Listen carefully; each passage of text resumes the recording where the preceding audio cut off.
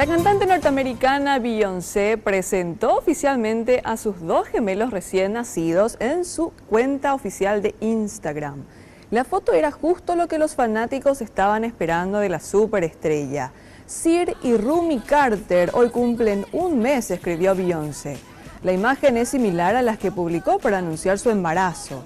La revelación también sirvió como confirmación oficial de los nombres de los bebés, ya que en junio Beyoncé y Jay-Z inscribieron los nombres Rumi Carter y Sir Carter como marca registrada.